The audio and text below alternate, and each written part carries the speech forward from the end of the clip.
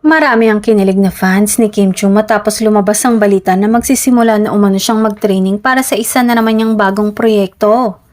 Ayon sa mga ulat, abala ngayon ang aktres sa paghahanda para sa panibagong role na inaasahang mapapanood ng kanyang mga tagahanga sa mga susunod na buwan. Dahil dito, lalong naging excited ang kanyang mga taga-suporta na makita kung anong susunod na pasabog ng Chinita Princess sa showbiz. Hindi naman maiwasan ng mga Kim Pao fans na kiligin ng todo dahil sa posibilidad na baka sa ibang bansa rin ganapin ang training ni Kim. Agad tuloy naglabasan ng mga haka-haka online matapos mapag-usapan na kasalukuyang nasa Paris, France si Paolo Avellino para sa shooting ng kanyang bagong pelikula kasama si Nadine Lustre.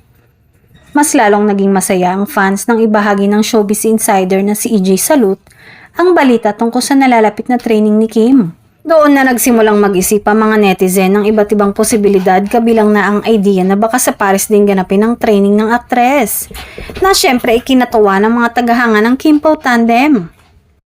Kung sakali mang mangyari ito, siguradong doble ang saya ng fans dahil maaaring magkita o magkasama muli ang dalawa kahit pareho silang abala sa kanilang proyekto.